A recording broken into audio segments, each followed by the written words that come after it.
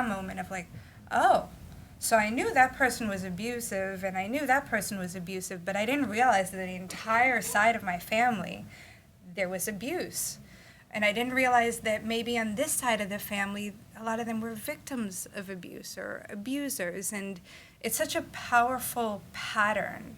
And I would say pretty much every single one of my clients has experienced abuse in their family or grandparents or aunts and uncles. They've seen it as becoming a normal behavior. So again, going back to rebuilding a relationship with what healthy love is, and that it's not about that power and control, that it is about really accepting people. So one of the examples of a very common statement I get from clients, well, no, I don't like when he does this, or I don't like when she does this. Okay, that's very common. We all have significant others or friends that we just don't like it. But when it becomes an issue is when you really try to change the other person. You're really focusing on changing the other person. Or you're really relinquishing parts of who you are in order to make that other person happy. So this is where it's a very thin line between, okay, this is just a relationship issue, and this really is abuse. So educating people, and like you were saying earlier when you spoke, talk about it. Come out of the closet about it. Make it known. I have people in my life who have said, okay, well, why do you talk about your own personal experience? It's important. It's important because so many people, when I do speak about it, say, me too. Or, for example, a support group that I recently started for survivors. We started our first session a few weeks ago, and we went around, we introduced ourselves, and one young lady I work with her individually as well, she said, she was the first one to say, this is who I am, and I'm a survivor. All of a sudden there was silence because everyone else said, I go to this school, this is where I work, and yes, I'm here for a survivor group, but I'm not going to say it. I'm not going to talk about it. And she said it. She was the youngest one in the group, and she said it. She had to leave early, and after she left, everyone kept bringing up her name and saying, well, when she said it, it gave me courage to say. So don't wait for someone else to say it first. Say it first. Could I chime in here? I know it's your turn. Sure, I think feminism taught everyone 50 years ago and continuing today that the personal is political, that what goes on in your life does matter and does affect people. And one thing I'd really hope that we could change socially, and it's going to have to come socially because it's not something you can pass along, is I want to stop victim shaming. And in fact, one of the first words I want to get rid of, honestly, even though I just said it, is victim. I love the word survivor. It's a much better word. A victim is someone who's being oppressed. A survivor is someone who has gotten past that and is taking charge of their own life and is a strong, powerful person. We speak of Holocaust survivors, not Holocaust victims, because the victim, you think of the perpetrator. The survivor, you think of the person who's coming through it. So I love that. And just real quickly about survivor shaming or victim shaming. If your house is burgled, very few people say, well, why didn't you get an alarm?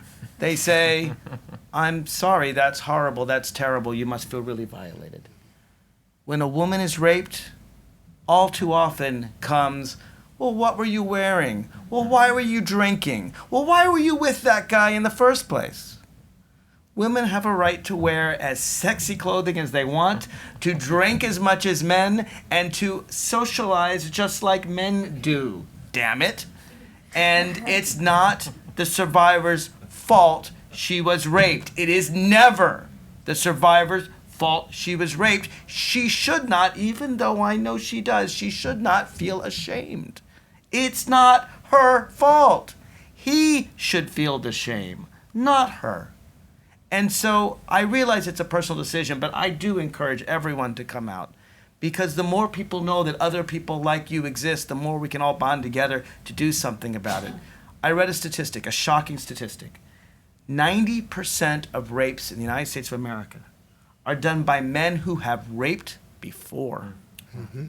That means that if we can encourage people to come out and to prosecute these bastards, and one of the things I want to do in Virginia is more rape kits and more forensic tests and more beds for victims of domestic violence to escape from. This is all part of the things I'm running on. But if we can prosecute these people, if we could speak out about these people, if we'd stop feeling shame as survivors, we could stop 90% of rapes in America. That's an amazing statistic. So yes, please, I know it's painful. I didn't want to come out, and it didn't happen to me. It happened to my sister. But the more we come out, the more we share our stories, the more we empower everyone. So I wanted to add that. Well, I think it's important, and I want to build, I think Mark, you said earlier, it has to be a social thing. It has to be, and we got laws now that say you're not supposed to kill and rape people.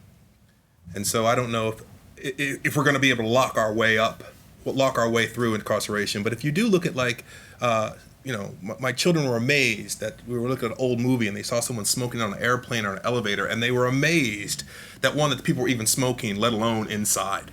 Right? And if you think about if you think about drunk driving, there were some immediate consequences that we all knew.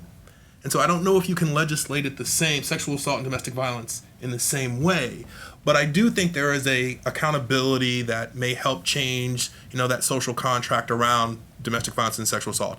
And yet I also want to put forth, there are laws now that say you're not supposed to do these things, and yet the rates are what they are. And so for us, I think about Mark talking about this judge. For all I know, this judge himself was either a perpetrator or a survivor of some form of abuse as a child, and now they find themselves in a decision-making position, and their interpretation in their professional role has no understanding of healthy relationships, domestic violence, sexual assault, and there are things within our judicial system that need to change, as Mark is working on, and others as well, and yet there are elements of it that do put forth accountability and hold us all. We recognize when you go through that sobriety check, you better be sober. And that is a cultural shift that happened relatively fast.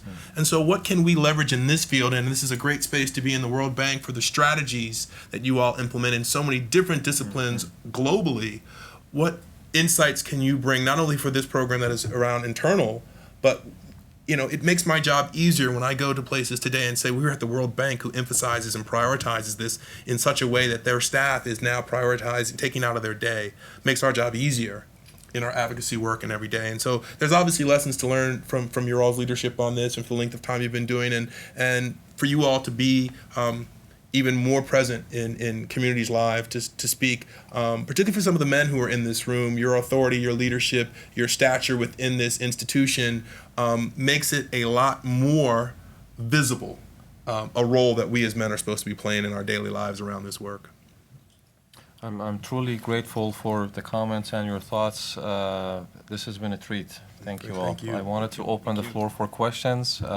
There's two different ways to ask questions here. You can either walk up to one of the microphones on the either side of the room, or you could write your comments on a small card that might be given to you and pass it on for me to read it to our panelists here. So without further ado, we start the questions process, and please. Mine is more of some feedback. I was a bit beaten up by my father till I was 15, but alcoholism had a lot to do with it, and also I had a stalking case while I'd been at the bank. So first of all, when you said that you work with kids from conception on, a book 2 years ago that I read completely blew my mind, because I always wondered why men often have so little feeling. And it said that boys and girls, when they're in the womb, have their limbic brain, which is the seat of the emotions, is the same size. But at a certain point in pregnancy, the limbic brain of the boys are soaked in testosterone for 3 weeks. And afterwards, it comes out much smaller. And apparently that was an evolutionary adaptation to do hunting and hunting or whatever, but it's no longer fit for the 21st century. So I think not only is it the nurture afterwards, but there's actually a physical thing that has been discovered about this. The second thing is, when the influence of television. My father threw out our TV in '58. We had it for 3 years. But my nephew, who was 5, he started watching Angry Birds. And when I watched it in Portland, Maine, I could not believe that over and over these kids are getting blow this person, blow. So one day, he was 5 years old. It was Christmas Day. We were putting we put some little dolls in a little sack for a cave and to make a little story. And all of a sudden, he takes this big rod and just goes and blows it all up. I said, Joey, why would you do that? And last year, one of my colleagues, who's a manager in MC, she was saying, he's suddenly become acting out a lot. He's really acting bad. I don't know what happened. I said, is he watching Angry Birds? Oh, yeah, we just started Angry Birds. So when you get someone's brain circuit to go around and around 1 billion times about these video games, what can you expect? They think it's a game. And the last thing is, even though you said there's a strong network in the D.C. area, when I had my stalking case, I went to the police department in Cleveland Park, which is the second richest community in D.C., and they had no interest. 40 men put their head up and said, She said, who wants a stalking case? They put their head back down. They sent out the youngest person in the force, who was a woman. She said, I don't even want your name or your number. Luckily, we had the hub here, which Elizabeth is head of. Tanya was my person in the red jacket. They took care of me. They connected me up with the real people in the police department who are responsible, who is the female detectives downtown, who are detectives, not police or civilian police. They've all been abused. They all know what it's about. Where's Helen? Between Helen and Tanya, they took me through it, and it took a long time, and I had to have a protective order for this guy for 4 years. So it was not fun. So I'm just saying, the police department has a long way to go. And then the last thing is, 2 years ago, Elizabeth invited a male who was working with males. And when he came here from New York, he was the first man we'd had at one of these meetings. He says, I don't deal with the perpetrators. He said, I deal with the 60 or 70% of other men who watch it and know about it and don't do anything about it and do not intervene and do not say anything to their their colleagues or their compatriots or their peers, okay? May have been my dear friend Ted Bunch or Tony Porter or... Well, I just want to, if I could, I just want to comment on one thing. I think it's always dangerous when we get to a place where we start talking about nature and how men are in the womb versus how women, because having 3 children and seeing them the day that they come out, they're helpless. They're at the bottom of the food chain in that moment. And one of the things I know is that what we learn is what we're taught. Right? There's no child in Mississippi that comes out knowing the word nigger. Doesn't exist. It's true. They're taught these things. And so I think it's always dangerous when we go down physical development. We're saying that men are predisposed to be a certain way in evolution. What happens for most of us as men is what we say is, well, look, I was born this way. So we're giving men a pass. As if when you talk about why did she drink, how men are, saying that as men we are somehow unable to control our urges. There was a commercial years ago that talked about men think about sex every 2.3 seconds or something like that. And the boys and we used that for a full year as a conversation. Because when you start talking to boys, it's like, well, when you're with your sister, are you thinking about sex? When you're with your mom, are you thinking about sex? What is this commercial saying about who we are as boys and men? And so I think that on the developmental side, it is why it's important that boys and girls are learning very early about a full and total humanity and not say, well, just because I'm born male, I'm predisposed to do these things. I think that's an important piece. And in terms of media, I use my own children and the children that I work with across the country. I think it's dosage. I can't compete with Madison Avenue. Just walking to and from school, students are going to see media interpretations of gender and relationships. What we think is important is that we give them a lens with which to understand what they're seeing so they can make the right decisions connected to what it is. My children don't eat McDonald's, but they've had McDonald's. And they will tell you when they are, when we drive down the road, my son will say, he's 5, Daddy, I smell chemical food.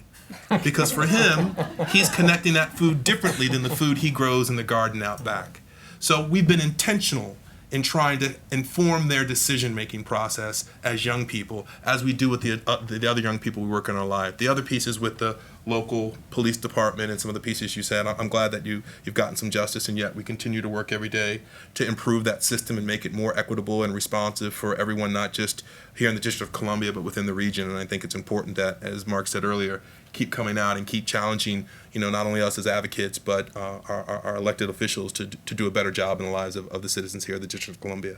Real quick, I was very proud of Target, which just now changed their aisles. They used to have boys building blocks and girls building blocks, That's right. and boys' toys and girls' toys, and let the girls play with trucks, let the boys play with dolls, let the kids play with what they want to play with, and we'll have a little bit less of this socialization that can lead to violence. That's right. I wanted to, I'm sorry, what is your name? Alicia. Thank you for bringing up stalking. That's something actually that I've worked at trying to get more people to talk about. When I experienced it in Montgomery County, there was no help. There was no help whatsoever for it. And I'm not saying that DC is any better. It sounds like based on your experience, it wasn't. But to talk about it, because it's such a common thing now. It happens everywhere. I hear people throwing around, oh, I Facebook stalked this guy, or I started following him on Instagram, or, little things like that, or I drove past his house to see if he really wasn't home by himself. That's stalking. So, What I was going to say, technology makes you can be a lazy stalker now. oh yeah, but it's just as serious and it's just as terrifying for the victim. It's terrifying, and I'm sorry for what you experienced. If anybody's interested, I have resources I can send to you later. It's a stalking manual for anybody who's experienced it or knows someone who's experienced it. All the tools, all the laws in D.C., Maryland, and Virginia. So, Nice. I want a copy of that okay. to give to constituents. We will be here, Absolutely. the ones amongst us who can stay will be here for any questions that might exist and won't get mentioned right now, but we have somebody else waiting for another question. Go ahead, Hi, please. my name is Joanne Lucas-Walker. I'm one of the staff relations officers with SA, and I'm an advocate for domestic violence. I know you're also aware that it's a month of anti-bullying, and I believe that the people that commit violence at home do come into corporations and have jobs, and they work among staff. And I'd like to see or to hear from you if there's more of an investment that could go into corporate bullying, because we have human beings that come into organizations who may not be dealing with domestic violence at home, but they come and they deal with these personalities that come into organizations and are faced with bullying, and it's kept under the radar. Just thought I'd bring it to your attention and hear your perspective about it. Thank you. Thank you. Well, I can tell you the reason I became a therapist is because of the bullying I saw in my corporate career. It's there. It's, what are you doing for me today? You're not enough. You're not okay. All of those messages that I was hearing in corporate America, which is why I'm so impressed coming in here and seeing this incredible program that you have. Yeah, I think bullying is abuse, and I think that it's something that, you're right, needs to be talked about more in the workplace. I've had many bosses. I've had a lot of different jobs over my life, and I've had abusive bosses who, nothing you could do was ever good enough, was ever right. Probably my best boss was at a law firm when I was a trial lawyer, and I was a new lawyer, and I sent him a brief, and it came back, and there was red all over it. I mean, it was just total. He'd say one word from the page, and the rest would be everything else. And I thought I really failed. But even though I clearly didn't know what I was doing, he would explain exactly why I made a mistake, with no judgment. No judgment. Yeah, he should discipline me. That's what he's supposed to do. I'm a new associate. But he would explain. And so, a year later, only half of the paper was covered with red. And a year later, only a couple sentences, until people were like, wow, he's not covering your paper in red. But it was never, it was never personal. So you do have a right, you have a job as an employer to make sure your employees do what you want them to do. But if you explain things and do it with compassion, you can get the job done, and I would do anything for this boss. I really would. I worked very, very hard to get it right, because I knew he was good, but I also knew that he cared that I got it right and wasn't just trying to say he's my boss and he's in control. So I really appreciate that comment. I guess I just would add, we had the great fortune and great honor to work with our U.S. Department of Defense and serve all 5 branches, and had a very intimate relationship with our U.S. Marines. And Colonel Christian Cabanis, who is now the Director of Global Operations for the Marine Corps out of the Pentagon, the Colonel would say, that the tone starts at the top. And so when you think about bullying in any kind of work environment, leadership is responsible for the environment. My team is my responsibility. We feel committed for one another. And, Men Can Stop Rape is a very unique environment because we work with a group dynamics counselor once a month to be really intentional about the work we do, engaging violence and thinking about, the intersections of violence. And so I think it's just really important that in the training of leadership, in the training of education professionals or medical professionals or mental health professionals, that, this understanding of this work, gender-based violence, and the environment that it may create, back to the GDP comments we were talking about earlier, that authority comes from the leaders of those institutions, and I think it's critical that we continue improving their leadership skill set around that. Thank you all for your insights. We have another person in line for a question, then I have a written question that I will read to the audience. Go ahead, please. Very good. My name is Brad Womble, and I'm from Bethany House of Northern Virginia. We are a shelter for victims or survivors of domestic violence, women and children. And what I want to do today is just say thank you to the World Bank and to those of you that are working in prevention programs and those of you who are committing to bring more beds to Fairfax County. I would like to invite you to Bethany House and to answer our helpline. This morning already, before I came here, I've had to tell women that there is not room. And so they will either be homeless this evening or they will run the risk of being dead. And 50% of homicides now in Fairfax County are at the hands of domestic violence. We cannot stop. We cannot stop. And this is what drives us, Merv and I. For the hours that we work there, we have got to have some help, and we've got to have some more beds because we cannot.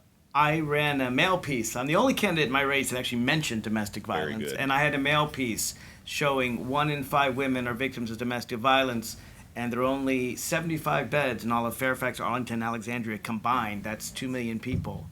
75 beds, and they're always full. So, Okay. yeah, I am committed. As Thank you and you. I are going to work together. I'm going to get All you right. some more beds. Okay, please. Do my best.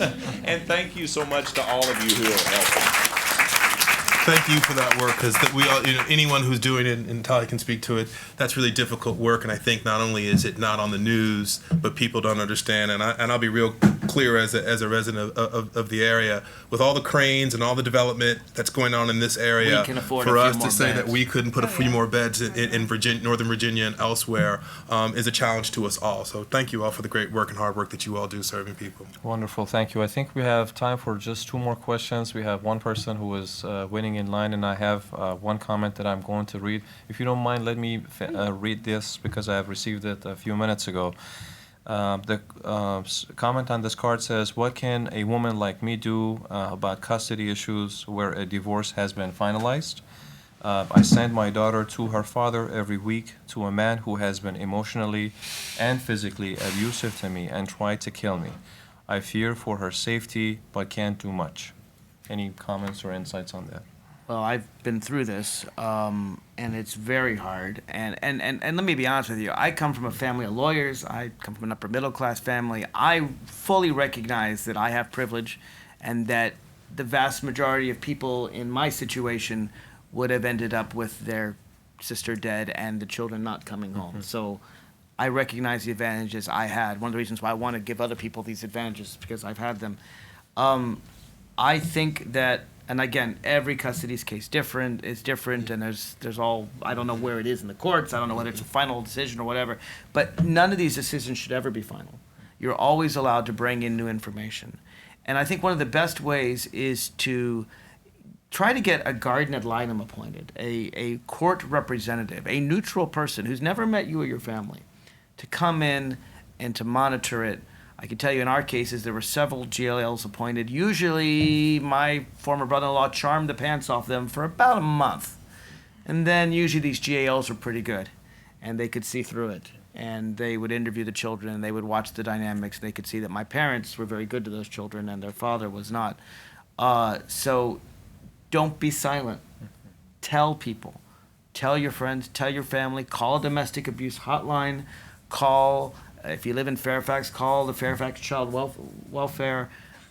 Let people know. They used to say in the AIDS era, silence equals death. The most dangerous thing you can do is be silent. So whoever she is, I hope she's listening, tell someone, tell everyone. Don't give up, because it took me 10 years. Don't give up. Thank you so much. Your question, Oh, please? Oh, I'm sorry. Did you have a Yes, comment? please. Yes, please. Yeah, Go go ahead. ahead. Yeah, I'm not familiar with anything having to do with the legal system, although I have seen a lot of cases where things have gone not right because of laws. But my suggestion to you is to seek some mental health support. I'm not saying there's anything wrong with you emotionally, but get that support. You're not alone in it. There are services to receive free counseling.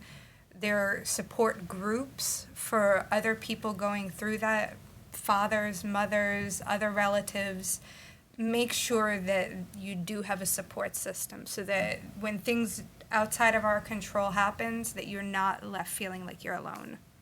I guess I just would add, just in support of this individual and not knowing where they are and what the circumstance is, but if you have access to the internet and can find some of the national hotlines to guide you directly to what resources may be specifically in your area for mental health services, for legal services, for children protective services, that information is out there. Those resources do exist at the national level, and it'll direct you locally to the resources that you need, and that way you can have a team, regardless of your socioeconomic background, and you may not be able to navigate it, as well as you would like.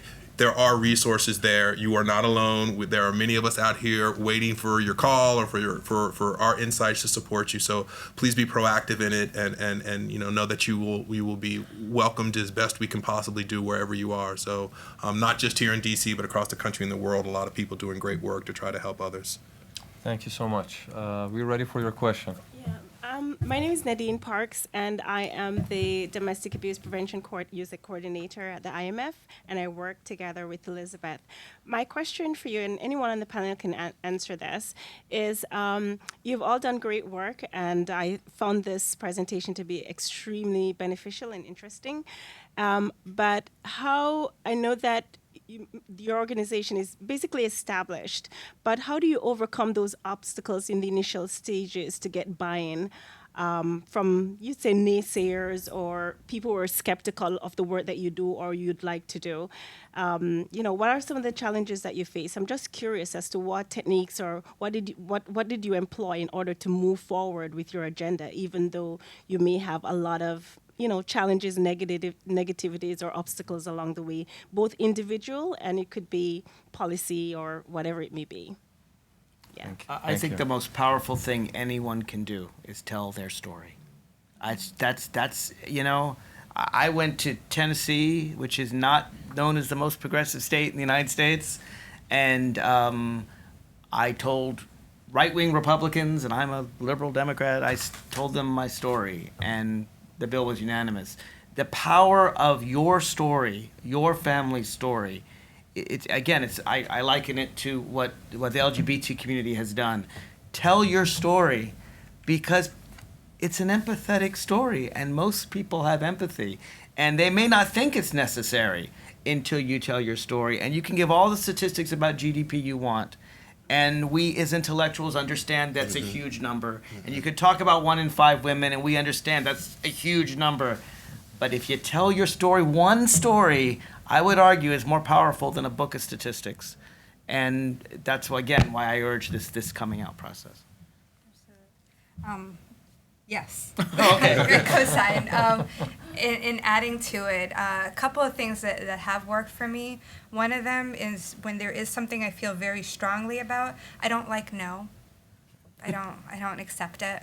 I think if it's something I feel very strongly about that would help others, I will find someone that will say yes, and I will keep asking until I get that. Yeah, we did that a lot. It works. And the other one is frame it in a way that people will receive it. The program that I was mentioning earlier, we called it Is It Love?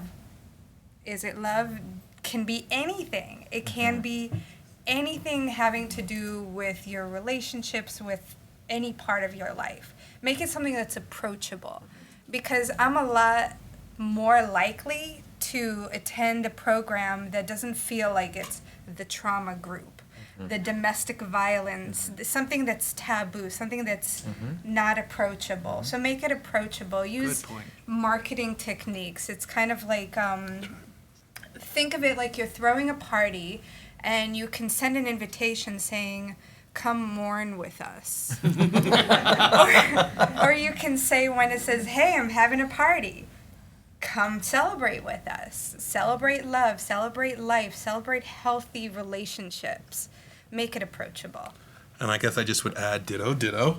And I think it's an invitation, particularly for our work. Look, I'm going into rooms. My colleague Adrian Valdivia, who runs our national training programs on our college campuses and with professionals across the country and globally, we're going into spaces to talk to men about preventing gender-based violence. And we use the language, men's violence against girls and women. Well, if we put that on the flyer, they're probably not showing up. Right? So I think it's a really important point where it's an invitation to use what we know about the psychology, the socialization of men. You know, something happens in my house, I want to fix it.